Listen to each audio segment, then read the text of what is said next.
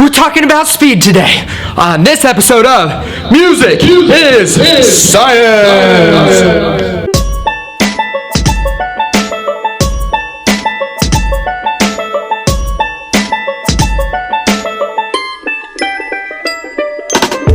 Sound travels fast, and I mean really fast. It goes 767 miles per hour. But how does that compare to other things? Well, anything that goes slower than that is called subsonic, and anything that goes faster is called supersonic. Let's start with some subsonic things. For example, a car. Now, if I'm driving in my car down the interstate, chances are I'm driving at about 60 miles per hour. It's fast, but it's not as fast as the speed of sound. Now, if I'm in an airplane, like a commercial airplane, the maximum speed I'm going is about 575 miles per hour. Really fast, but still not as fast as the speed of sound. Okay, so how about some things that go faster than sound? Some supersonic things. Well, for example, a fighter jet. Those things go super fast. In fact, they travel at over 3,000 miles per hour. But all this pales in comparison to the International Space Station. You see, the International Space Station is going at over 15,000 miles per hour. That's so fast, it can travel all the way around the Earth in only an hour and a half. So every 90 minutes, the International Space Station is orbiting the Earth. All right, how about the speed of light? Now, the speed of light is the fastest moving thing in the entire universe.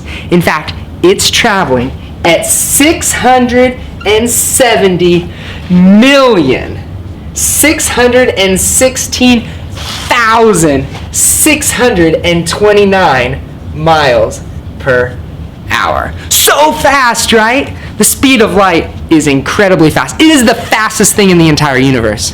Sound, it's still pretty fast. Imagine it this way.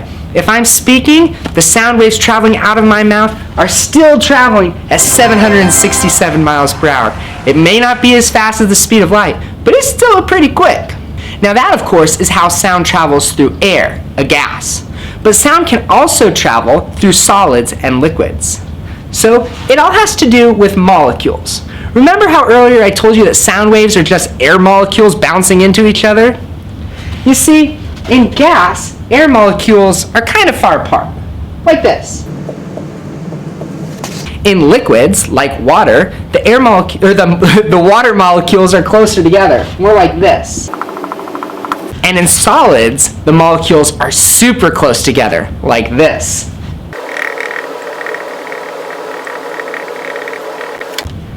So, to review, air is a gas and the molecules are far apart.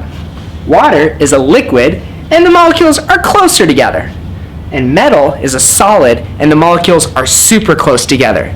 This has a direct relationship with how fast sound can travel.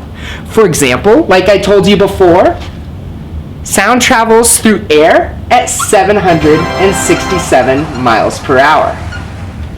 But how fast does sound travel in water? Well, about 3,355 miles per hour. Way faster through water. But that's nothing compared to solids. For example, sound traveling through metal goes at over 13,000 miles per hour.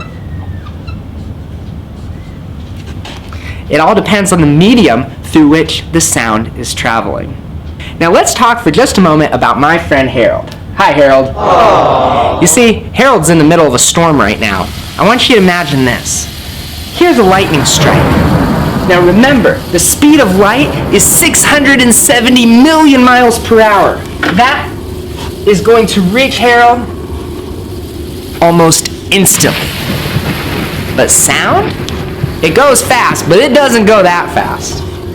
It's traveling at 767 miles per hour. Much slower. And by the time it reaches Harold's ears, depending on how far away he is, it might be delayed. Sound takes about a second to travel a fifth of a mile. Now, because Harold is so far away, let's say he's about a mile away, it's going to take him 5 seconds to hear the thunder produced by that lightning bolt. See, if he were closer, it happened at the same time because he's right at the source. But the further he gets away, the longer he's going to be, the more time it's going to take for the sound waves to reach his ears. That's science. All right, everybody, I gotta go. How fast do you think a music teacher can run?